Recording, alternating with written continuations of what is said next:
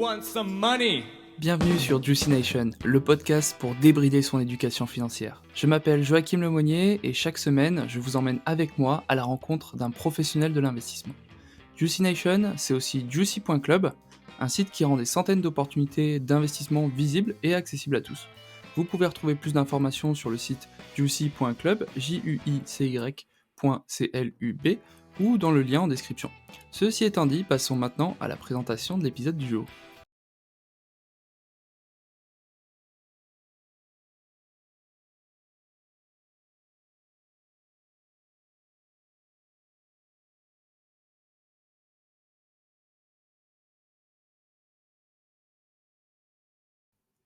Dans cet épisode, je suis avec Loïc Audet, le fondateur de ImmoCities. On parle bien évidemment d'investir dans l'immobilier locatif. Donc si vous voulez comprendre en fait tout le processus de A à Z, que ce soit la recherche d'appartements, les travaux, l'aménagement et la location, je pense que cet épisode va vous plaire puisqu'on aborde tous ces sujets ensemble. On aborde également s'il faut avoir un apport ou non. On découvre ensemble ce que c'est que le co-living, un sujet que je n'avais pas approfondi et que j'ai bien compris lors de cet échange. Donc voilà, si l'immobilier vous intéresse et que vous avez envie de commencer à mettre les pieds dedans, eh bien je vous invite sincèrement à écouter cet épisode jusqu'au bout, parce qu'il y a plein d'erreurs à ne pas faire, et donc plus vous êtes informé et moins vous en ferez. Donc voilà, je vous souhaite une très bonne écoute et je vous dis à très vite. Bonjour à tous et bonjour Loïc, et merci d'être venu sur Juicy Nation. Merci beaucoup. Merci de me recevoir. En tout cas, un exercice un peu différent d'habitude. C'est moi qui suis de l'autre côté du micro. Et là, ça change un peu. C'est bien. Là, je vais me laisser guider jusqu'à la fin. C'est parfait. Voilà, trop cool, laisse-toi faire, ça va bien se passer. Donc comme tout début d'épisode, l'idée c'est de te connaître un petit peu mieux, donc si tu pouvais nous expliquer ton parcours de tes études jusqu'à ce que tu fais aujourd'hui, pour que les gens comprennent un petit peu ce que tu as fait et comment t'en es arrivé à créer ImmoCities, dont on va parler un petit peu plus tard. Alors, effectivement, je m'appelle Loïc Audet. J'ai 32 ans, bientôt 33. L'immobilier, c'est un peu ma vie. Et puis, alors, mes études. J'ai fait pas mal de choses. J'ai fait effectivement des études en immobilier. Je commençais par un BTS profession immobilière qui me donnait accès à une carte T, une carte transaction, une carte de gestion d'ailleurs, que j'ai pas encore utilisée. Mais du coup, bon, effectivement, avec un BTS en poche, on fait pas grand-chose. On fait négociateur immobilier, c'est déjà pas mal, mais on peut aller plus loin. Donc, j'ai continué avec une licence marketing parce que je pensais que l'immobilier, avec le précieux sésame, ça suffisait. Et rajouter cette dimension marketing à l'immobilier était très intéressant. Donc, j'ai fait mes études en alternance, que ce soit en BTS, j'ai travaillé en agence immobilière, Orpi pour pas le citer. J'ai fait de la transaction, la location et de la transaction classique au sommet de la crise des subprimes, parce que c'était super. J'ai connu le meilleur et j'ai connu le pire. Donc, j'ai connu le moment où effectivement tout se vendait. Et puis, avec ma pauvre expérience de quelques mois, j'ai commencé l'immobilier en juin 2007, si je dis pas de bêtises. Et ouais, c'est ça, je suis plus vieux. Du coup, effectivement, voilà, arrivé avec 2 mois d'expérience, je commençais à vendre mes premiers appartements.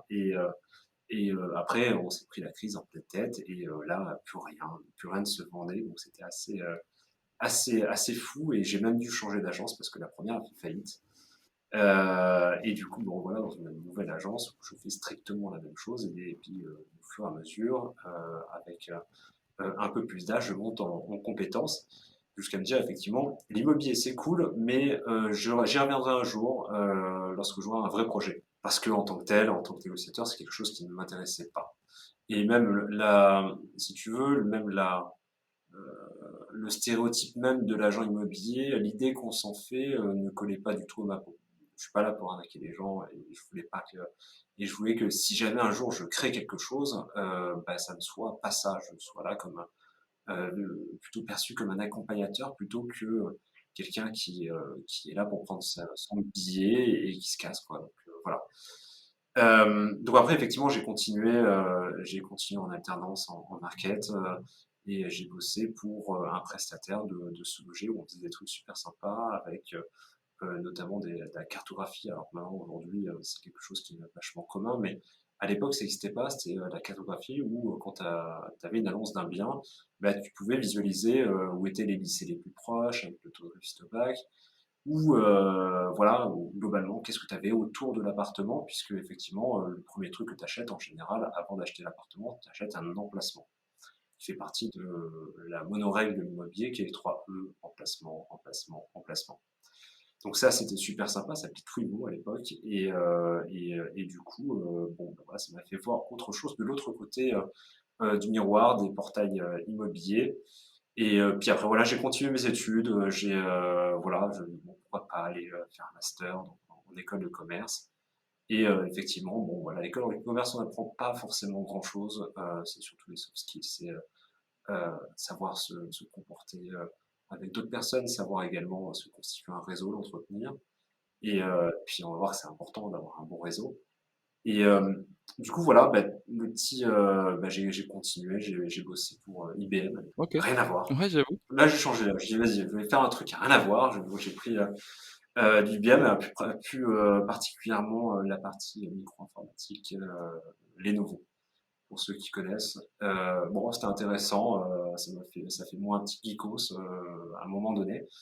Et puis bon, voilà, fin de mes études, on se pose des questions, le marché du travail un peu bouché, tout ce qu'on m'avait promis en termes de poste, de rémunération, au final, je vois que c'est pas vrai. Je vois que je pourrais jamais prétendre au salaire qu'on me disait, que au final, chez IBM, si je voulais rester, c'était possible, mais que il aurait fallu 10 ans pour potentiellement arriver à avoir un poste un peu plus sympa, en tout cas en termes de un poste plus typé management. Donc du coup, bon, je me suis dit, bah écoute,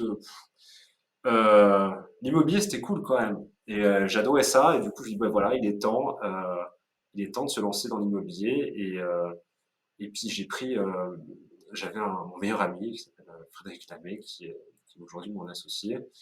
Et on savait qu'on voulait lancer un truc tous les deux. Et on s'est dit, bah écoute, moi je connais bien le monde de l'immobilier. Toi aussi, t'es bon en marketing de l'époque, hein, bien entendu. C'était le marketing de 2007, donc les réseaux sociaux et tout, ça n'existait pas. Et puis voilà, on va faire notre propre agence immobilière avec un concept un peu différenciant. Alors bien entendu, le ImmoCities du début, donc là, je te parle, on était en 2012, 2011, 2012. Et effectivement, 23 ans à peu près. Et l'ImmoCities de 2012, ce n'était pas le même qu'aujourd'hui, donc on ne connaissait pas ce monde d'investissement locatif. Alors moi, je savais, j'avais déjà des gens qui m'ont acheté des appartements pour les louer. Mais si tu veux, pour moi, un rendement, c'était pas compliqué. Tu prenais ton loyer, tu le divisais par prix d'acquisition et basta, quoi. Donc, ça s'arrêtait là. C'était la formule qu'on te donnait. Mais ça, bien entendu, ce n'est pas la vraie rentabilité. La vraie rentabilité, c'est autre chose. Donc du coup, bon, voilà, on a fait l'immobilier classique. Ça a vivoté. Alors, il faut savoir qu'on a commencé dans une chambre, hein, donc, avec un capital social de 7 500 €. On a mis nos économies tous les deux. On a balancé ça. On a dit, on y va. Et, et de fil en aiguille, l'immobilier est un milieu de rencontres et on a eu la chance de rencontrer une propriétaire de biens qui, justement, regardait un petit peu ce qu'elle avait, elle essayait d'arbitrer en fonction de ce qui rapportait pas, etc. Et du coup, bon, voilà, on tombait sur une annonce et j'ai appelé cette dame qui était à l'étranger et au fur et à mesure, dans la conversation, elle m'explique qu'elle a une quarantaine d'appartements, 40 ans, elle a commencé avec un prêt étudiant et qu'aujourd'hui, elle aurait besoin d'aide pour vendre les appartements qui aujourd'hui étaient soit payés ou sur lesquels elle ne pouvait plus faire d'amortissement et potentiellement voir pour en acheter d'autres, acheter de nouveaux.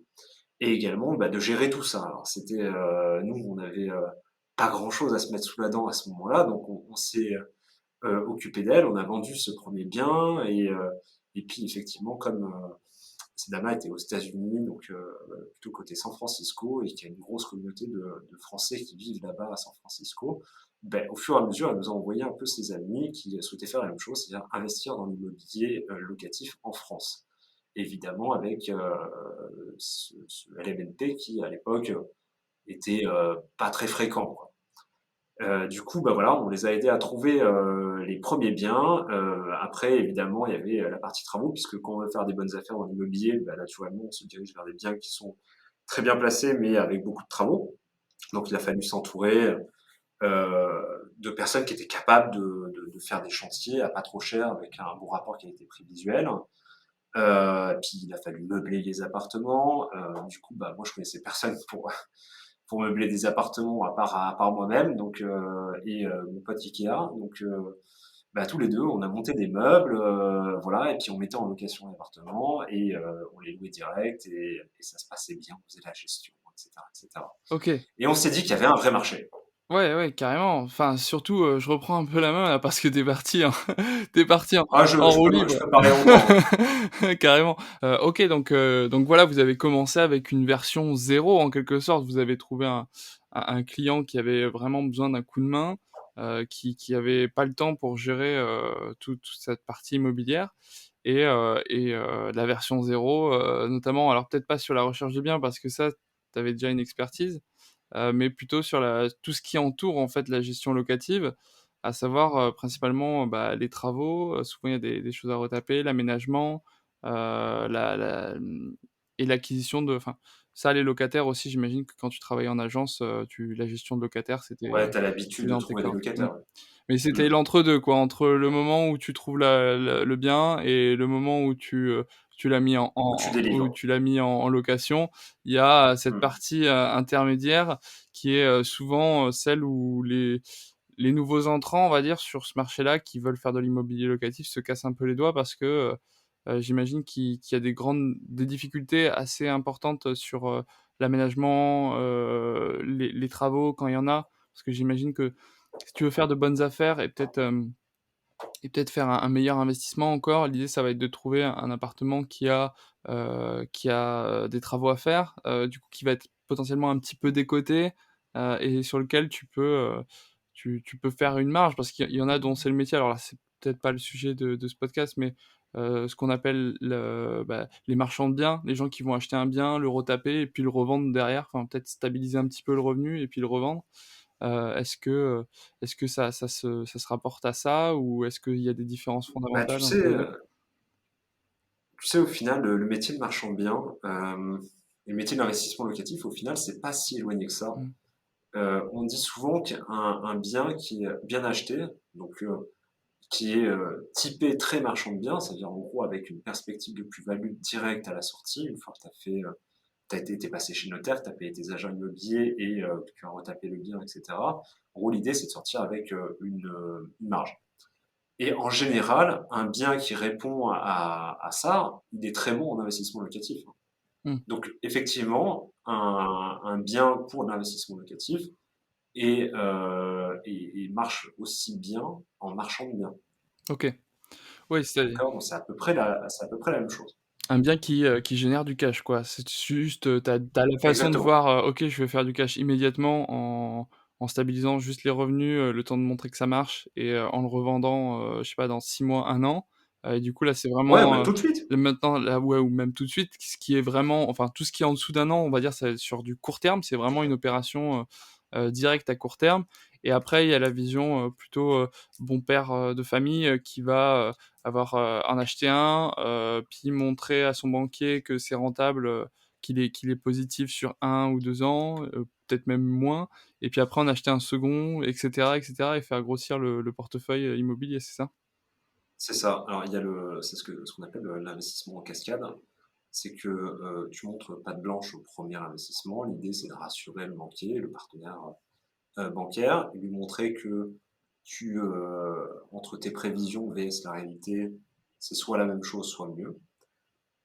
Et si le premier investissement s'est bien passé, à ce moment-là, donc tu peux enquiller sur un deuxième, un peu plus ambitieux, avec potentiellement plus de rentabilité à la clé. Mais évidemment, qui dit plus de rentabilité, tu sais, dans l'immobilier ou dans n'importe quel placement d'ailleurs, la version au risque, c'est la même chose. C'est-à-dire qu'en gros, plus tu vas chercher du rendement élevé, naturellement, plus c'est indirectement casse-gueule. Mmh. Et bon voilà, l'idée c'est de monter en compétences, monter en montant également, et bah, d'aller vers des choses un peu plus exotiques qui pourraient potentiellement rapporter un peu plus.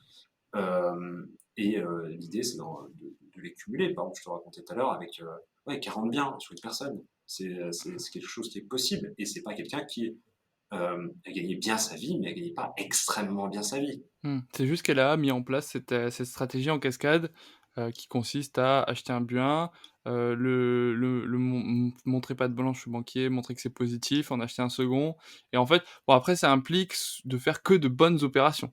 Il faut quand même, avoir Exactement. du pif ou être bien accompagné, pour réussir à faire cette cascade parce que sinon, ça peut, rapidement, enfin s'il y a plus de cash, si ça rapporte pas assez de cash, la cascade va s'assécher et et ça va être un désert, quoi et là, le Ah, il y en banquier, a beaucoup qui, ouais, il y en a beaucoup qui s'arrêtent au premier investissement. mmh, Parce que le premier était pas bon ou, était pas, hyper performant. mmh, Après, quand on dit performant, c'est pas parce que tu as une rentabilité qui est moyenne, que ton placement est mauvais.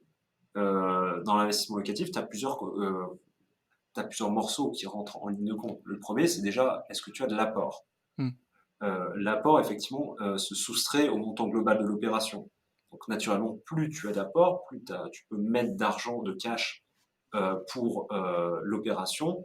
Bah, naturellement, bah, ça vient en déduction de cet investissement-là, donc ta rentabilité sera meilleure. D'accord, Tu parce vois, il que y a tu auras déjà ça. moins de charges liées au crédit à payer.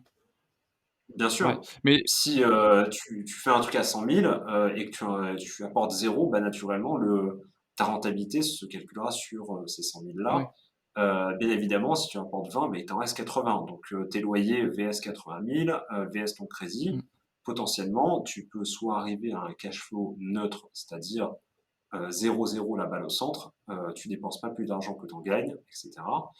Ou potentiellement gagner un cash flow, c'est-à-dire que tous les mois, tu as un petit reliquat. Alors, ce n'est pas un reliquat qui te permettra de vivre, c'est un reliquat qui te permettra de mettre de côté, de thésauriser si jamais, pour X raison, tu as des réparations à faire, de la maintenance à faire sur ton appartement. OK, je vois. Alors moi, j'ai une question parce que, du coup, elle revient souvent, c'est, est-ce qu'il faut, préférer alors j'imagine ça dépend de la situation, mais tu nous l'expliqueras. Est-ce qu'il faut préférer, avoir, un maximum de cash à apporter ou, faire une opération entièrement financée par le crédit, en ce qu'on appelle le crédit à 110 ou à 100 Ouais. en sachant que l'avantage de l'investissement immobilier, c'est l'un des seuls investissements alors après il y en a d'autres, mais c'est bref, c'est pas le sujet aujourd'hui, qui utilise l'effet de levier bancaire. Ce qui est, Mmh. très utile pour le coup parce que si on devait avoir, 100 du cash pour acheter un bien, je sais pas à 200 000 ou 300 000, tout de suite, c'est le projet, des économies d'une vie. Donc c'est bien d'avoir cet effet de levier.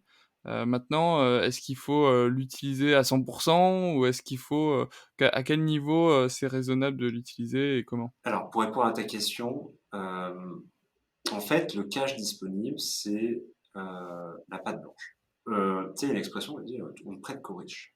En quoi? On ne prête qu'aux Ah riches. oui. Ça, c'est le truc qu'on dit régulièrement. C'est vrai, c'est faux. En fait, le fait d'avoir du cash disponible, ça va rassurer la banque pour plusieurs raisons. La première, c'est que si tu as du cash disponible, c'est un bon client puisque tu peux mettre ce cash sur d'autres supports à la banque. Et ça les intéresse vachement. Mmh.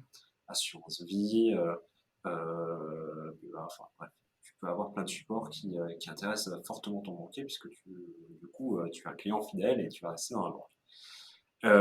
La deuxième raison, c'est que quand tu as du cash, tu peux, en cas de couture, taper dans ton épargne et du coup subvenir à tes besoins et du coup payer ton crédit et bah, évidemment, ça rassure tout le monde.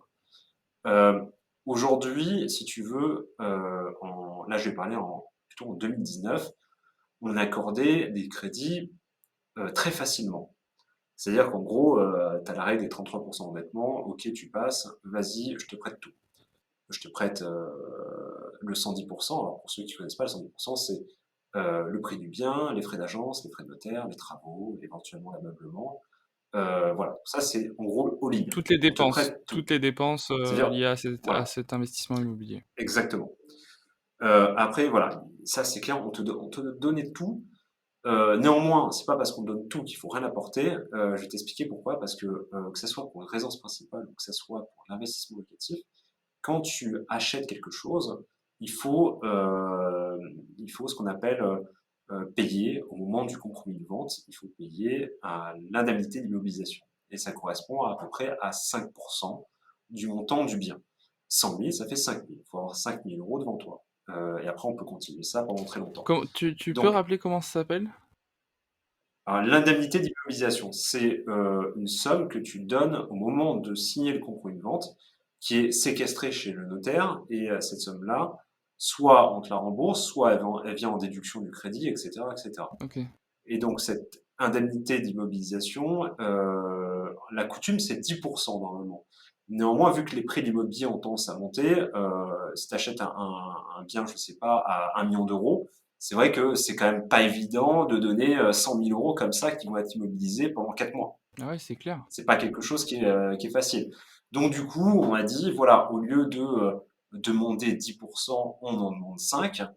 Mais si le risque se produit, et le risque c'est quoi? C'est le risque du caprice pour l'acheteur. C'est en gros l'acheteur, il avait pris une condition suspensive de crédit, et à ce moment-là, bah, on lui a accordé le crédit, mais au dernier moment, il ne veut plus acheter. Ah ok, ouais. Donc à ce moment-là, bah, le vendeur, il a le droit de réclamer justement cette indemnité d'immobilisation parce que son bien s'est retrouvé pieds et poings liés, il n'a pas pu le vendre à quelqu'un d'autre, il n'a pas pu continuer ses projets, etc. Donc du coup, on lui C'est demande un ces peu une avance. 10%.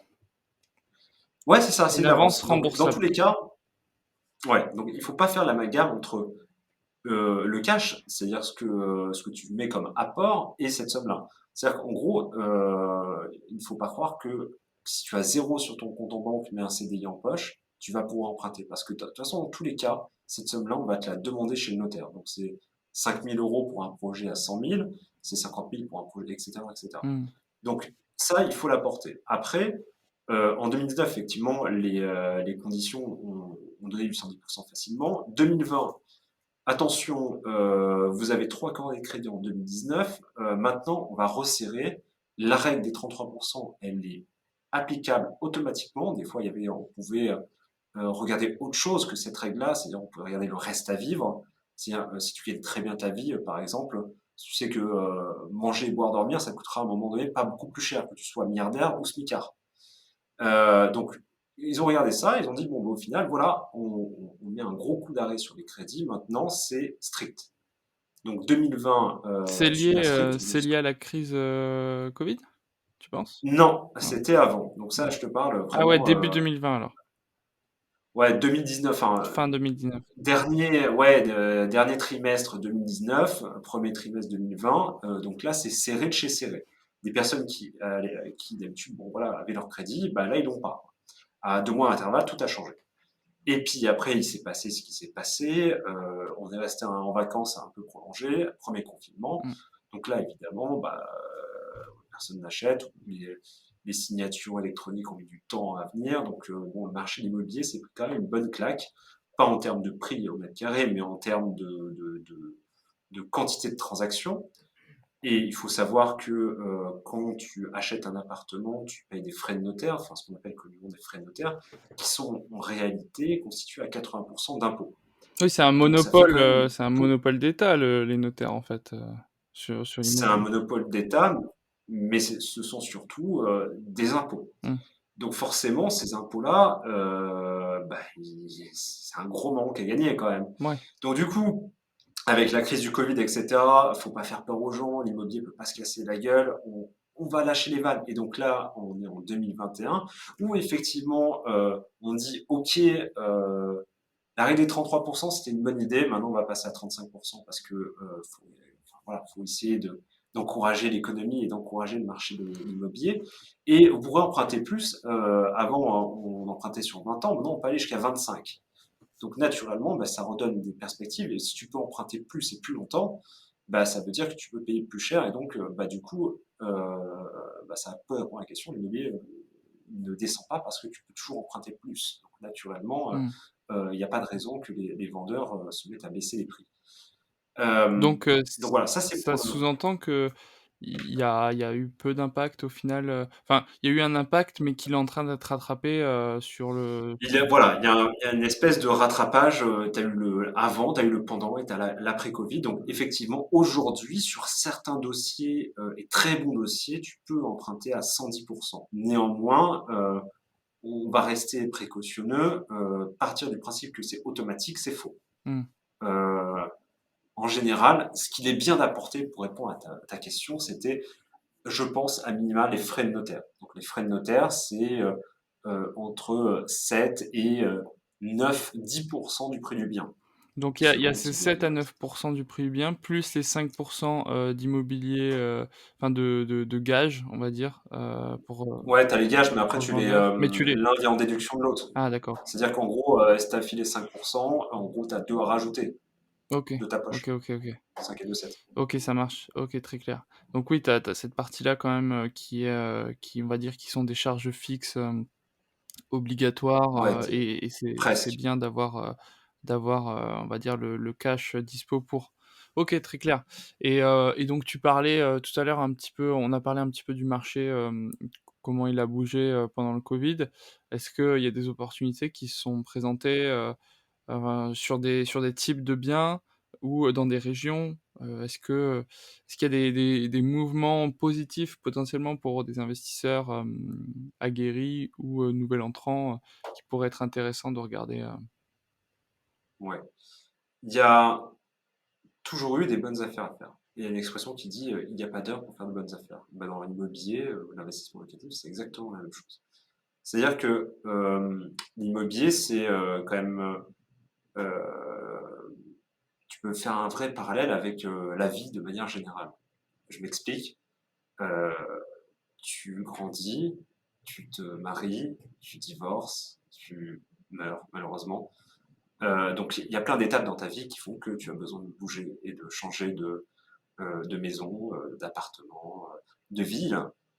Et bah, du coup, que ça soit en temps de crise ou pas en temps de crise, des bonnes affaires, il y en a. Il faut savoir juste les trouver. Est-ce que le Covid, ça a arrangé des choses? Est-ce que ça a compliqué les choses? Oui et non. C'est-à-dire que bah, les personnes qui n'étaient pas pressées de vendre ne le sont toujours pas. Les personnes qui étaient pressées le sont encore plus. Donc naturellement, oui, tu as un effet mécanique où tu peux avoir des meilleurs prix. De toute façon, les stats, elles sont là. C'est-à-dire que les prix de l'immobilier à Paris, je parle à Paris, ils ont stagné, voire légèrement baissé. En fait, c'est juste une correction du marché parce qu'ils ont beaucoup augmenté ces dernières années. Je me rappelle quand on a passé la barre fatidique des plus de 10 000 euros de mètre carré. Voilà, donc ça a grimpé, et donc du coup maintenant on revient à 10 000 euros de mètre carré assez aisément ou un peu moins. Par rapport aux régions, toi t'es de Lille, Lille ça a vachement augmenté. ouais, c'est devenu très populaire, Lille. Mais Ouais, ça a vachement augmenté. Et c'est pareil pour Rouen, pareil pour Le Havre, etc. Ce sont des villes de province qui ont beaucoup augmenté. Et au final, en fait, on a assisté à un rattrapage. Donc certaines communes qui étaient un peu bas en termes de prix au mètre carré ont augmenté. Et certaines communes qui étaient trop hauts ben, ont légèrement baissé. et du coup, ça veut dire quoi tout ça? Ça veut dire qu'il y a des villes qui se gentrifient et qui deviennent vraiment intéressantes pour, qui autrefois étaient boudées par les investisseurs immobiliers et qui aujourd'hui sont en train de développer, voilà un vrai écosystème, dans leur ville et font en sorte que ce soit intéressant, d'y habiter, quoi.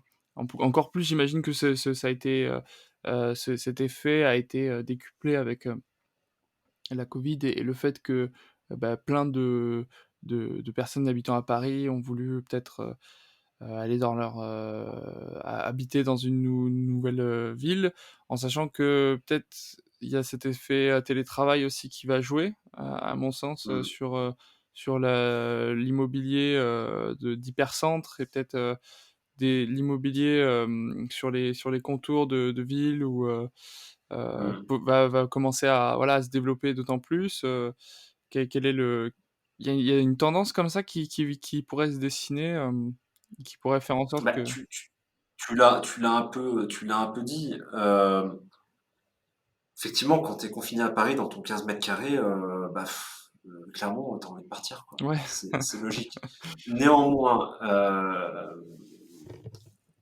j'espère que j'ai raison, mais la Covid ne durera pas indéfiniment. heureusement. Et, heureusement, mais au final, dès que là, on a déjà un programme un peu de déconfinement, dès que la vie va reprendre, la vie, c'est quoi? C'est se loger, travailler et se divertir. et je pense notamment à des grandes villes, que ce soit Paris ou ailleurs d'ailleurs. Euh, Si tu es garçon de café, tu auras besoin de te loger, donc tu vas te loger à côté. Et puis, bah, quand tu auras fini de travailler, tu vas t'amuser ou tu vas vivre. Donc, naturellement, en fait, les personnes qui sont parties des grandes villes vont revenir parce que le travail se situe dans les grandes Mmh. villes. Après, effectivement, je suis d'accord avec toi, le télétravail a beaucoup fait évoluer les choses. C'est-à-dire que, effectivement, là, je parle pour la partie résidence principale. Aujourd'hui, si tu habitais en ton 15 mètres carrés, tu en recherches 30. Si tu habitais en ton 30 mètres carrés, tu recherches un petit balcon. Si tu as un petit balcon, tu cherches un jardin.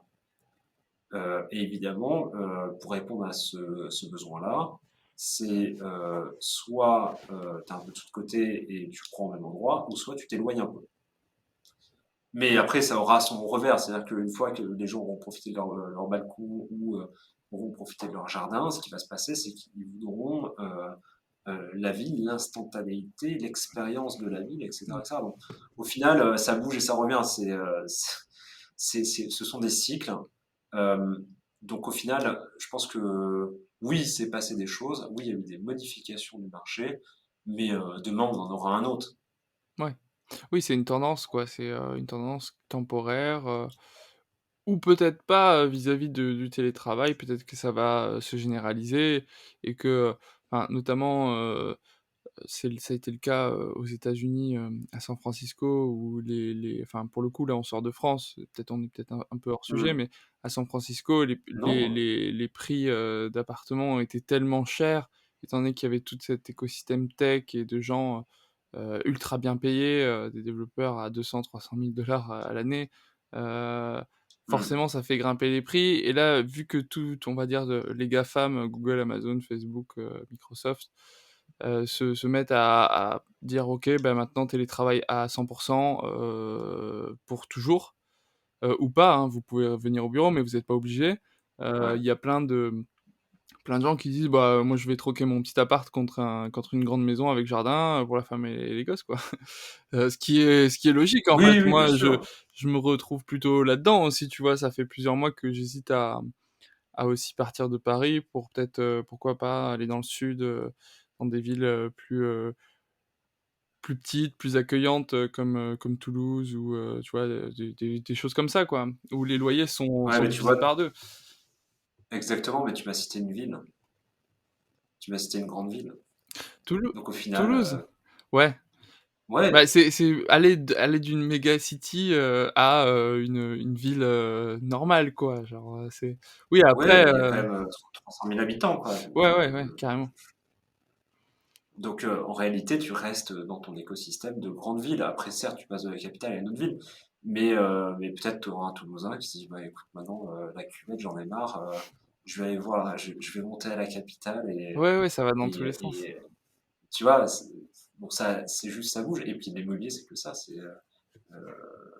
t'as besoin de bouger, surtout que ce soit en ce moment ou quand t'es jeune, tu sais qu'en moyenne, tu changes un 18 à 27 ans, il change en moyenne d'appartement tous les 1 an et demi.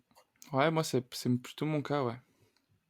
Bah ouais, donc, tu as bougé de ville, enfin, il y a quand même pas mal de mouvements et c'est la raison aussi pour laquelle bah, le meublé a tant de vent en poupe, au-delà du régime fiscal qui est très intéressant, Mmh, c'est parce que ça correspond maintenant à une façon de vivre euh, plus actuelle. mmh, tout à fait. Si tu regardes aussi le co-living qui s'est vachement démocratisé. Alors ouais, ça, le Avant, co-living ok, aussi. la coloc à l'ancienne, Bah, en fait, bon voilà, ça existait. le co-living, c'est que enfin, c'est pour moi, c'est un appartement meublé, pour plusieurs, quoi. Pour plusieurs personnes, même s'il y a des services peut-être Ouais, additionnels qui alors, peuvent se rajouter, c'est ça? ok, voilà, ça dépend comment tu le vois. Moi, je le La vois comme une grosse colocation, c'est, coloc, le ouais, voilà, t'as co-living. ton appart. Ouais, alors, je suis d'accord avec toi, mais on peut aller beaucoup plus loin. Euh, Tu vois, par exemple, aujourd'hui, ce que tu vas chercher dans une colocation, c'est plus un prix. Ce que tu vas chercher dans un co-living, c'est plus l'expérience. Et en fait, le logement, c'est un support, c'est la coquille. Et dans cette coquille, c'est tout ce qui va aller à l'intérieur qui va être important pour toi en tant que locataire. Tu vas vouloir vivre avec des personnes que tu aimes bien, avec qui tu as des atomes crochus. Il y a notamment, je pense, des sites de matching et de colocation, enfin, de co-living, Ah ouais, coloc. d'accord, OK. Juste un comme ça, par exemple, où en fait, en gros, c'est le Tinder de la colocation et du co-living. Donc en fait, euh, tu, euh, tu t'assembles, les personnes qui se ressemblent s'assemblent. Mais c'est un peu ça en fait. Mmh. C'est Genre, les personnes qui ont des points d'intérêt communs ou des choses comme ça. Ben, à ce moment-là, ils se sont trouvés entre elles et ils vont dans un appartement ou dans une maison partager ce qu'ils aiment entre eux. mmh.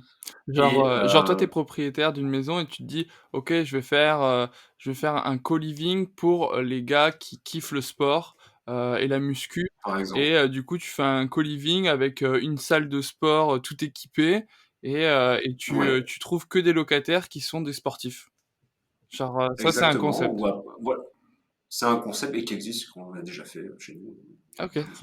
C'est un peu, ouais, ça un peu la classique. Ouais, Mais après, tu peux aller loin. Tu peux mettre des geekos, tu leur mets une super connexion, ouais.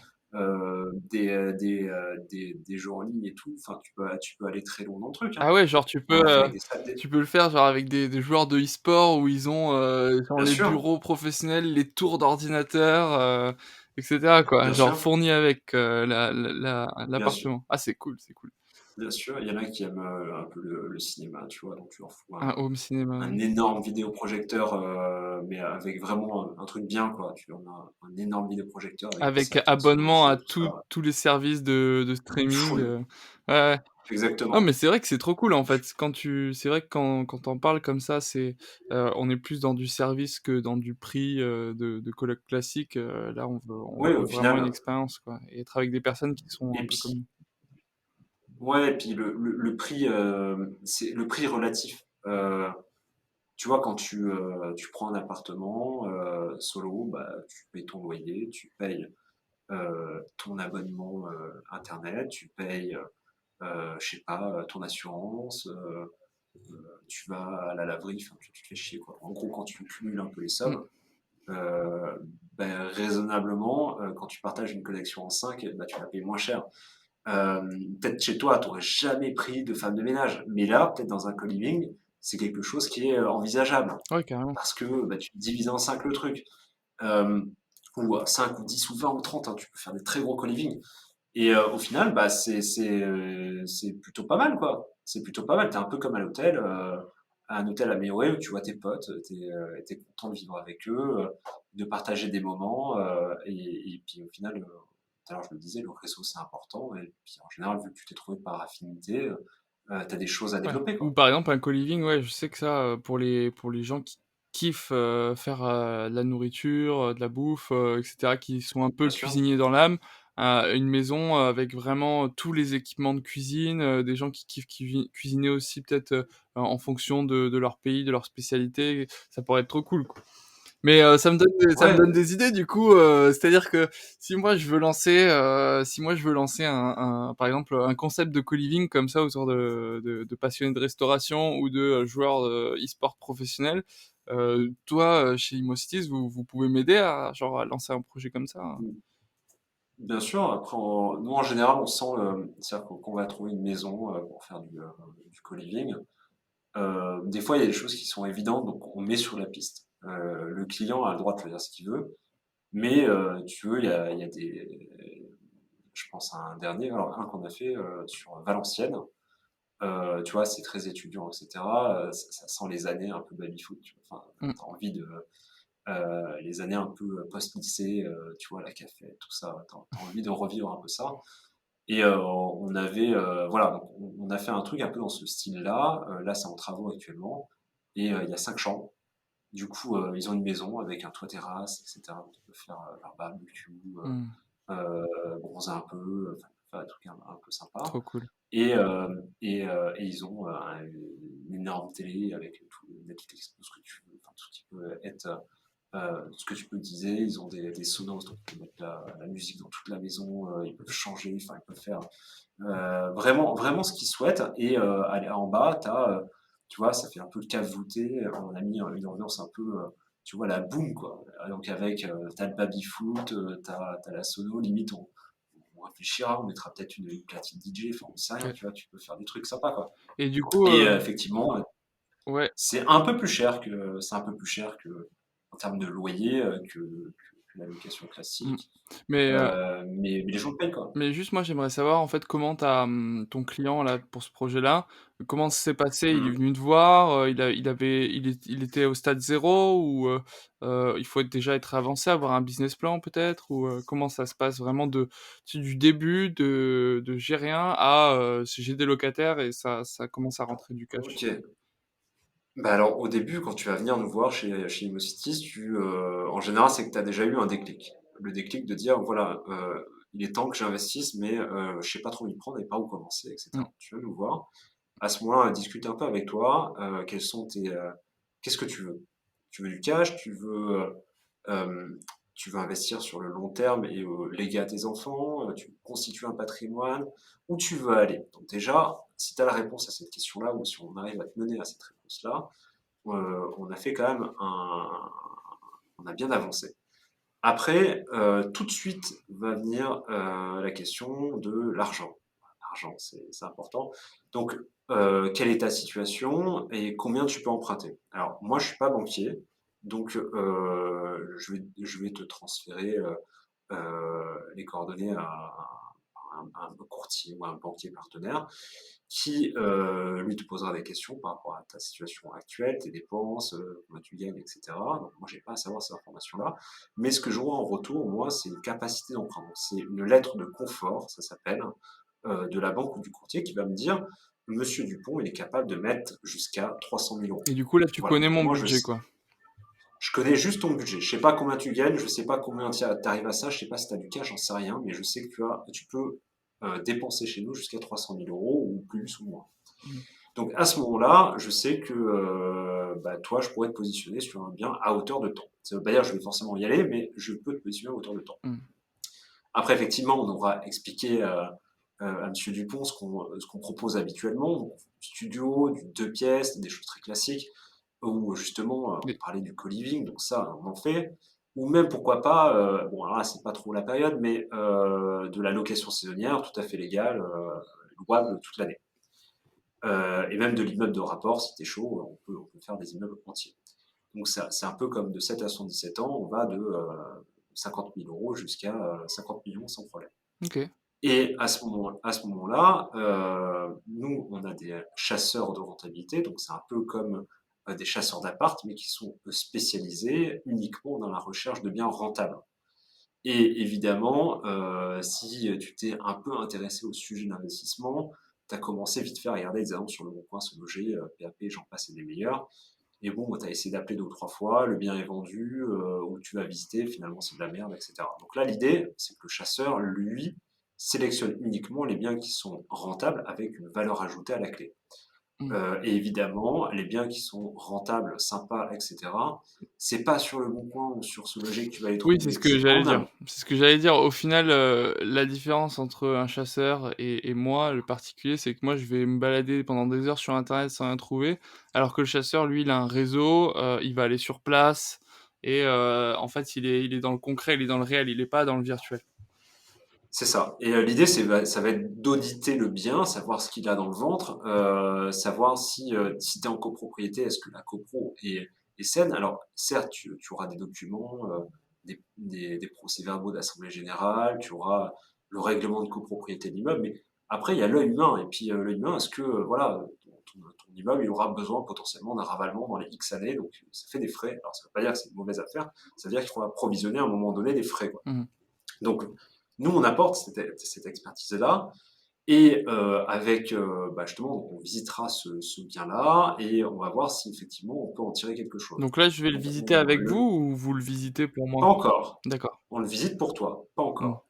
Et à ce moment-là, on va faire un dossier de vente et dans ce dossier de vente, bah, naturellement, on va t'expliquer le secteur, les points d'intérêt qu'il y a dans ce secteur-là, est-ce qu'il y a des écoles, des commerces, des entreprises qui draineront des locataires, parce que c'est important de Mmh. louer, c'est quand même le but.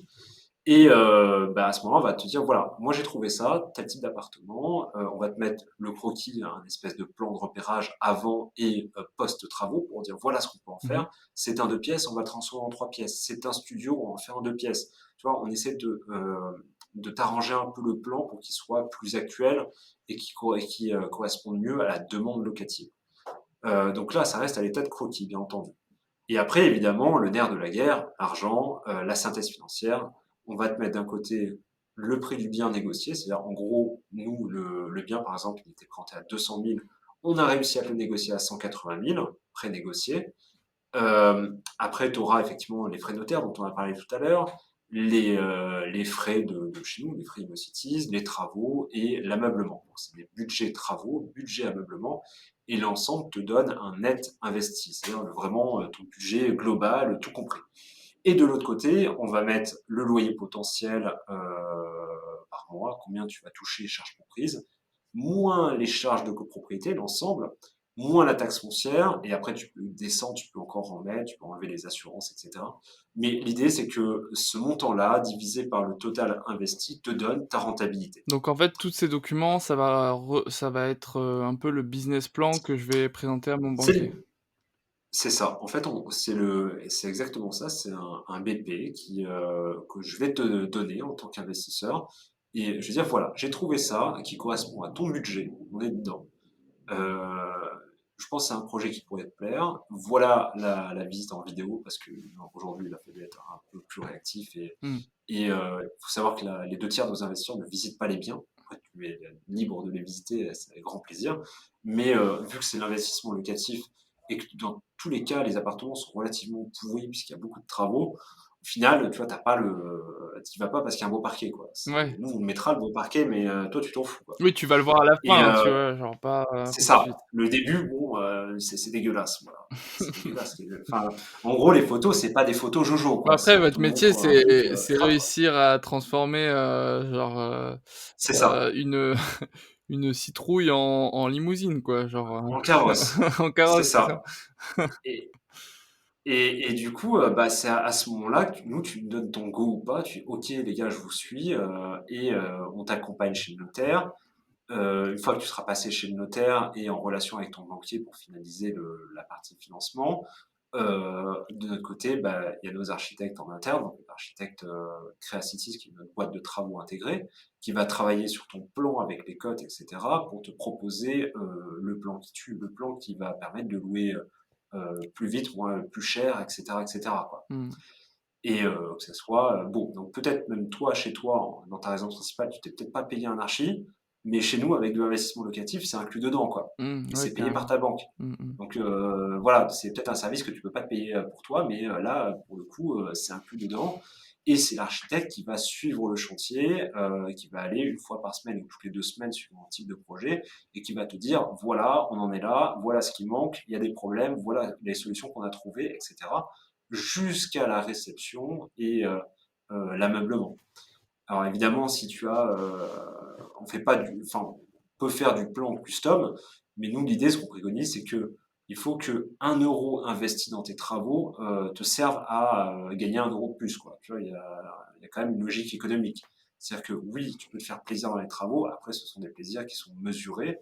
Euh, voilà, nous, l'idée, c'est pas de pousser à la consommation à ce niveau-là, Oui, de mais toute que ça façon soit raisonnable, mais assez fun pour que ça soit, tu vois, ça donne envie de louer, quoi. oui, de toute façon, tu l'as dit, tu l'as très bien résumé, l'idée, c'est de pouvoir, louer plus cher, et de louer, plus, qu'il y ait plus de demande et que malgré le prix élevé, il y ait toujours de la demande et de toute façon, tu n'habiteras pas dedans donc tu t'en fous que ce soit ton style ou pas. Genre l'idée, il faut que ce soit un Ouais, c'est ça, c'est le style. En fait, le style de l'appartement, c'est le style de la cible qui va louer ton bien. C'est tout. Et après, juste petite précision. Alors nous, c'est pas loué plus cher. En fait, ça va être loué au prix par rapport, si tu veux, aux prestations de ton bien et par rapport au marché. Nous, on est vachement conservateur au niveau des loyers. D'ailleurs, enfin, ça peut nous desservir, puisqu'au final, les rentas annoncées sont moins bonnes que la réalité. Mais je préfère annoncer une bonne nouvelle en disant, voilà, ton appartement, finalement, j'ai loué plus cher, plutôt que l'inverse. Tu vois, ça la fout toujours mal de dire, bah écoute, désolé, j'ai loué 10 € de moins ou 1 € de moins, tu es toujours un peu déçu par rapport à ton BP, quoi. Donc, on préfère être euh, conservateur et proposer un loyer qui soit en rapport avec le marché. Et aussi, des fois, tu sais, louer moins cher, un peu moins cher, c'est plus rentable. Plus rentable. D'accord.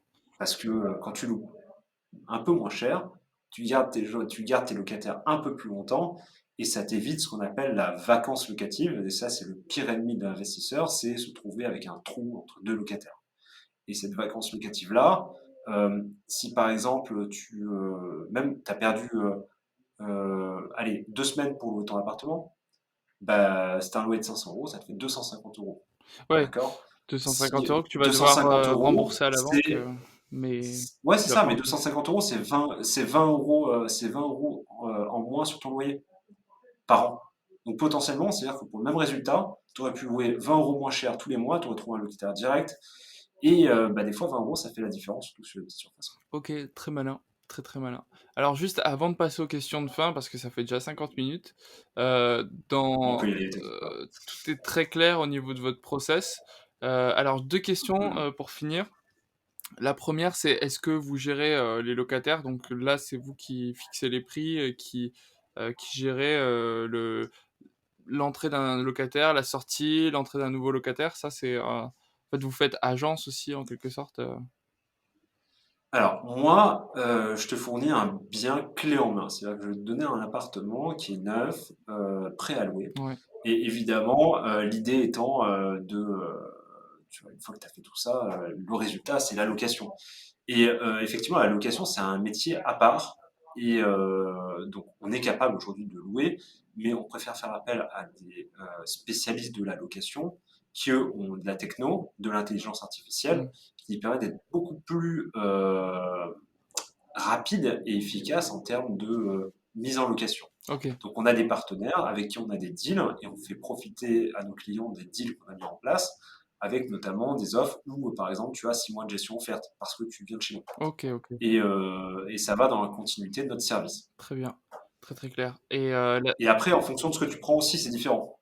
Si tu prends un co-living, par exemple, ça ne sera pas la même gestion locative que l'appartement classique. Si tu prends un Airbnb, c'est une conciergerie. Donc, en gros, avec à chaque fois, par rapport à la typologie de bien, on a le partenaire qui va bien, justement, et qui pourra mettre en location et prolonger l'expérience InnoCity de la meilleure des façons. OK, très clair et une dernière question pour nos auditeurs, où est-ce que vous vous rémunérez, vous, chez Immocities, dans toute cette chaîne, de valeur? À quel moment? Alors, bah, vu qu'on est là, je réponds à ta question très clairement. Vu qu'on est là sur l'ensemble du process de ton investissement, c'est-à-dire vraiment de la naissance du projet jusqu'à la fin, donc naturellement, notre rémunération, elle est sur l'ensemble du projet. Et c'est un pourcentage. Et ce pourcentage, c'est pas compliqué, il est de 7,7% des sommes, d'accord? Donc, l'ensemble de l'enveloppe totale de ton budget. Et c'est payé chez le notaire, comme une agence immobilière un peu classique, au moment de l'acte authentique. Et D'accord. c'est finançable à 100% par ta banque. OK, 7,7, très clair, très, très clair. Bah, écoute, ça me semble tout parfait tout ça, je penserai je penserai à toi quand je voudrais lancer, un co-living en tout cas. Bah, pas de souci, si Je tu veux un Olivier avec un truc un peu sympa dedans. Ouais, carrément, en tout cas, c'est, super intéressant ce concept, hâte de voir, de plus en plus d'idées de co-living, en tout cas, se mettre en place. On aura l'occasion d'en rediscuter Ouais. sûrement et pour finir un peu, cet épisode, est-ce que tu peux partager avec nous, quelques ressources? Alors, que ce soit des gens que tu écoutes, hein, des chaînes YouTube, des podcasts, je sais tu pourras partager notamment ton podcast, et Ouais. des articles ou des sites internet que tu aimes bien, voilà, tout ce qui peut aider quelqu'un qui a envie d'en savoir plus sur l'immobilier locatif et sur les sujets qu'on a abordés dans cet épisode, qui veut approfondir. Ok. Ok.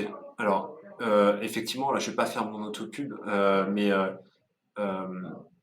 j'aime beaucoup le format podcast. D'ailleurs, j'ai tellement aimé le format podcast que bah, j'en ai fait un sur effectivement le sujet de l'investissement locatif et même de l'investissement, de la finance perso au sens large. Ça s'appelle Club Deal sur les bonnes plateformes comme Etienne, que ce soit Apple Podcast, que ce soit Google, etc. Spotify et compagnie. Et donc oui, ce podcast-là que j'ai créé, alors j'écoute pas mes épisodes, mais je les enregistre, donc c'est un peu tout comme. Et effectivement, ça me permet de rencontrer beaucoup de personnes autour de l'investissement locatif. Et tu parlais de lecture, alors je lis pas beaucoup, je suis plutôt audio. J'écoute beaucoup d'autres podcasts, notamment en termes de finances personnelles, beaucoup la Martingale de Mathieu Stéphanie, que tu dois connaître, et de Génération Do It Yourself, Pauline Legnaud également, plutôt entrepreneuriat. Après, il y a beaucoup autour de l'immobilier, je pense notamment à Ça fait un bail qui aborde à peu près les mêmes sujets, mais c'est très complémentaire, donc ça c'est plutôt cool. Je pensais aussi à Delphine Pignon, qui a un podcast qui est très bien sur la finance personnelle, qui s'appelle Budget Chéri. Ah oui, OK. Mmh. Euh, ouais, et effectivement, qui aime bien l'immobilier également. J'ai eu l'occasion de la recevoir sur Club Deal. Donc ouais, voilà, beaucoup d'audio. Je suis pas un bon lecteur parce que je m'endors très vite. C'est pas que ça m'intéresse pas, c'est que ça me berce.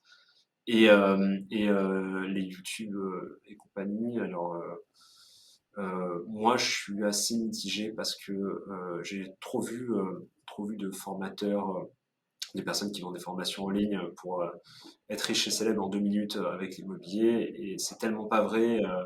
Et c'est tellement plus compliqué que ça que du coup, la plupart m'énervent et je regarde pas. Moi aussi, il m'énerve, beaucoup m'énerve. Il doit y en avoir un ou 2 qui sont bien, mais après le reste, c'est vrai que c'est des vendeurs de pelles, quoi. Ah ouais, et du coup, c'est pour ça que même, tu vois, c'est la raison pour laquelle j'ai créé le podcast parce que j'en ai marre qu'on me dise ça. Ouais, du coup, tu étais rentier en immobilier. Je dis, bah non, je suis pas rentier. Mais par contre, voilà, j'améliore certainement mon futur et puis je m'éclate, quoi. Mmh. Mais voilà, il y a la vraie vie VS, tu vois, Insta VS réalité, c'est vraiment le cas, quoi. C'est Mmh. deux mondes complètement différents. Et pourtant, hein, tu sais quoi, des investissements, on en a fait à l'appel, on a fait 1200, donc je commence à avoir un peu l'habitude, quoi. Ah ouais. Je prétends pas tout savoir, mais bon, on en a vu un peu, quoi. Ouais, 1 200, c'est énorme, Donc voilà. c'est énorme. Ah oui, oui, bah, t'inquiète pas, tu t'envoies des trucs, hein, donc Mmh. t'apprends pas tout, mais tu vois quand même pas mal de choses. Carrément. Et du coup, ouais, sinon, après, les bouquins, un peu Non, mais basiques, c'est voilà, bien, je sais pas ça pourquoi. sera, voilà, des ressources, orientées audio, si vous écoutez ce Ouais, ou la podcast. semaine de 4 heures, enfin, il y a plein de trucs intéressants, mais voilà, après, Mmh. je vais pas dire, j'ai lu un peu, mais je m'endors beaucoup, donc Ouais. du coup, je serais très mauvais là-dedans, mais l'audio, ça va. En général, je conduis ou je fais quelque chose d'autre, donc je suis actif. OK, cool. Bah, je mettrai tous les podcasts que tu as cités en ressources et on passe déjà Ouais. à la dernière question. Est-ce que tu peux nous parler un petit peu des investissements que tu as faits, toi, à titre personnel, ceux qui se sont bien passés, ceux qui se sont moins bien passés, ceux dont tu es le plus fier? Voilà, Oui, si tu peux nous faire une petite, répartition de ton patrimoine sans forcément donner de chiffres, ça pourrait être sympa. ouais, bon, je peux en parler, après, j'en parle régulièrement, donc un truc allez, on va commencer par ce qui s'est mal passé. J'ai acheté un petit appart sur Courbevoie, dans les Hauts-de-Seine, pas très loin de la Défense et pas très loin de Paris également, 10 minutes d'un côté et 5 minutes de l'autre. Très mignon, tout ça. Je me fais chier à faire des très beaux travaux parce que je suis un con et que je fais pas des travaux d'investissement locatif, mais c'est mieux que ma résidence principale parce que j'aime ça, j'aime être fier de ce que je propose à la Mmh. location. Et bon, je mets en location, je loue très bien, je trouve un très bon locataire. Et là, 1 an plus tard, paf, la voisine qui est en vacances, son ballon d'eau chaude qui pète, Oh non! donc à peu près 300 litres d'eau dans l'appartement, le plafond qui Oh, s'effondre, etc., etc. oh l'horreur. Et oui, donc ça arrive. Et ce qui se passe, du coup, et c'est pour ça que je dis, avant d'investir dans l'immobilier, surtout, mettez-vous déjà à l'abri, vous, en tant que personne. En gros, il faut que même si jamais vous ne touchez pas de loyer, vous puissiez vivre normalement. Et Dieu merci, j'ai respecté cette règle, ma propre règle. Et effectivement, bah, du coup, bah, au début, la locataire elle est très gentille. Elle me dit, bah, écoutez, je vais essayer d'habiter là-dedans, mais quand tu habites dans un petit studio et que ça pue l'humidité et que tu as ton parquet qui commence à gondoler, etc., et, bah, au bout d'un moment, tu pars. Et après, quand la locataire est partie, donc bien évidemment, j'avais pas de loyer, je continue à payer mon crédit. et une procédure avec bah, le syndic, l'assurance de la personne d'en haut qui n'était pas très bien assurée. Bref, tout ça, ça a duré 8 mois bah, ça m'a beaucoup énervé. Et du coup, bah, c'est un appartement que j'ai refait et j'ai revendu parce que ça m'énerve. Et du coup, Ouais, mais j'ai fait une très bonne plus-value. J'ai fait une très très bonne plus-value, donc c'est une bonne opération quand même au final. ouais, mais Je m'en suis sorti bien. ça t'a pompé ton énergie, j'imagine, pendant 8 mois, Ah ouais, non mais d'être ça, patouillé. ouais, alors c'est pas tous les jours, mais tu sais, c'est par à coup que de temps en temps t'as des nouvelles. Alors tu dis bon, essaye, ça avance un peu, tu recules, ça recommence, ça repart. Et du coup, ouais, je suis passé sur un autre bien. Et en fait, quand je dis toujours le réseau, le réseau, le réseau, et là je marche dans mon bureau et j'entends Montmartre, 8 000 € de mètre carré. Je fais quoi? Qu'est-ce qu'il y a? J'y vais, je veux voir ça. Et puis voilà, je pensais pas acheter un appartement. Enfin, en tout cas, c'était pas dans mes projets tout de suite, là, nouveau. Et au final, bah, allez, on va dire, à 14 heures, j'avais fait une offre d'achat sans condition suspensive sur un appartement qui était squatté à Montmartre, juste en bas des marches, enfin, vachement bien placé, quoi. Et bah, du coup, cet appartement-là, je me suis éclaté à faire des super travaux, toujours pareil. Et finalement, c'était une opération un peu de marchand de biens, achat-revente. Et ça m'a permis bah, notamment de financer une partie de ma résidence principale. Donc, on était très contents.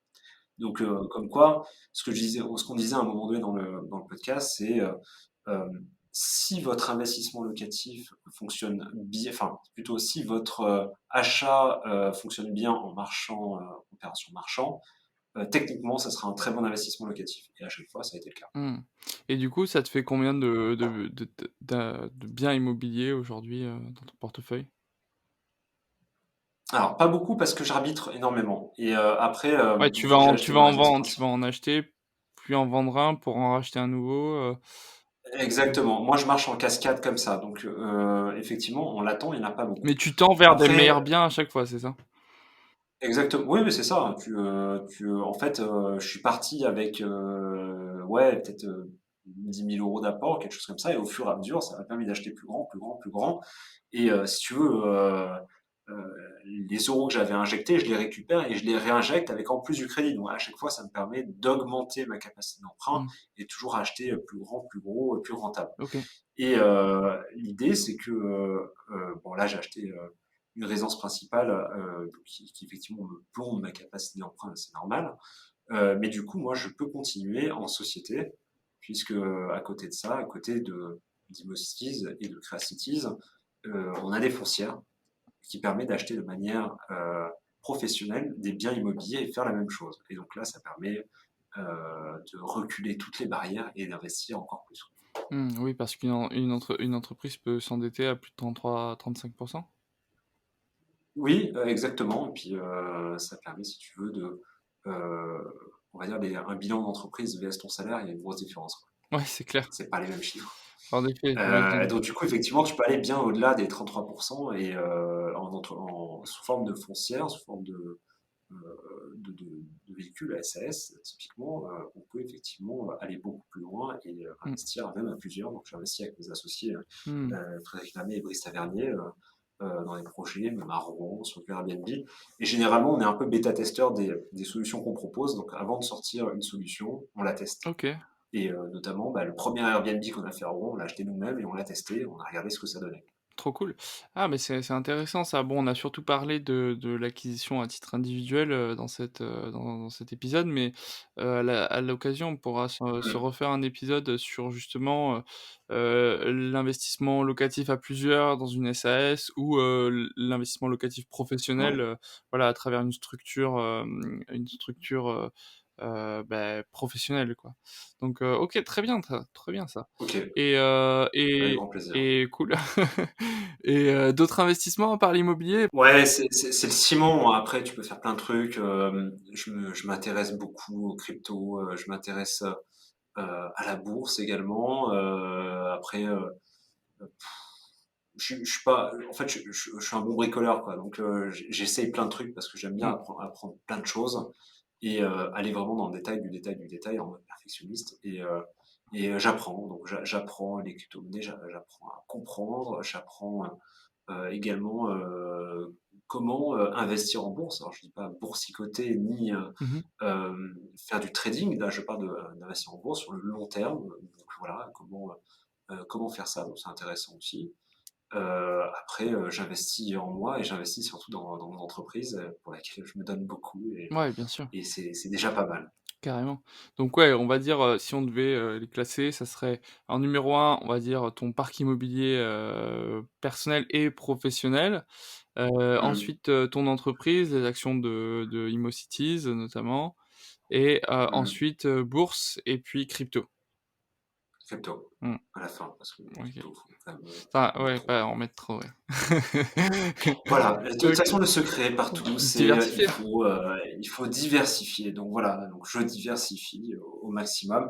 Après, sans être consommateur, j'aimerais bien investir, par exemple, dans le cannabis, pourquoi pas. OK. Ça le vend en poupe et puis au final, tu vois Bah, je suis en train tous ces bébés d'analyser qui une poussent. société là en ce moment, sur ce sujet-là. C'est encore dans mon pipe, mais pour l'instant je vous en parle pas, publiquement, mais si tu veux en off, Mmh. je te Non, mais super intéressant, tu vois? Tu sais que tu vois le marché, tu vois comment se comporte le marché américain, tu te mmh, dis, en Europe, on n'est même pas on a en fait l'exemple qui est tout fait devant nous et il y a plus qu'à le dupliquer en Europe. Donc mmh. heu, bon, enfin, rien n'est sûr, mais a priori, il y a quand même de bons signes. Ouais, ouais, bah, les Allemands ils sont chauds, hein, là-dessus, les Allemands, les Suisses aussi, mais bon les Suisses ils sont pas Les en Europe. Suisses, et ouais, j'ai vu que les Suisses étaient chauds, qu'il y avait il y avait même des sites où tu avais de l'investissement participatif, C'est ça, de dans ce truc-là, cannabis ouais. récréatif, cannabis, médical, CBD et cetera. Bah, j'essaierai de faire un épisode, alors pas tout de suite, mais dans les entre 15 et 20, peut-être ou après le 20e, par là. J'ai Mmh. encore pas mal de partenaires à interviewer et je suis en train d'analyser, peut-être un futur partenaire sur ce créneau-là. Donc on en rediscutera. En tout cas, merci, Loïc d'être venu sur Juicy Nation, d'avoir partagé, bah, Bah, tes merci. connaissances et ton expertise avec nous et puis, peut-être qu'on se reverra pour un second épisode justement sur, l'immobilier, professionnel. OK, bah, écoute, avec grand plaisir. Merci en tout cas, merci à tous de nous avoir écoutés. Yes et puis, on peut te retrouver, sur LinkedIn ou, en contactant, Immocities. Vous pouvez passer par, Juicy, sur le Juicy Market, il y a une page, Immocities et il me semble, si c'est toujours valable, que, lorsque un investisseur immobilier passe par Juicy pour investir, avec Immocities, il a 500 € offerts sur Immobilier. la partie immobilier. Voilà, c'est ça? Exactement, OK, cool. c'est exactement ça, ouais. Cool, bah, voilà, pour ceux qui sont restés jusqu'à la fin, vous connaissez le bonus. Encore merci Ludovic. Voilà, il fallait rester jusqu'à la fin. Ouais, Merci beaucoup. allez, à plus. Ciao. À plus. Merci pour votre attention. Avant de partir, 2 petites choses. La première, si l'épisode vous a plu, bien, s'il vous plaît, laissez-nous une bonne note sur Apple Podcasts ou Deezer ou Spotify en fonction de la plateforme que vous utilisez. On accepte uniquement les 5 étoiles. Si vous êtes sur YouTube, eh bien, laissez un pouce bleu et un petit commentaire si vous avez des questions, je pourrais répondre. Et deuxième chose, vous pouvez retrouver la fiche de présentation de l'entreprise et des produits d'investissement qui ont été abordés dans cet épisode sur juicy.club, donc inscrivez-vous, c'est gratuit. Sur ce, je vous souhaite une vie pleine de richesses et vous donne rendez-vous la semaine prochaine pour aborder de nouveaux investissements.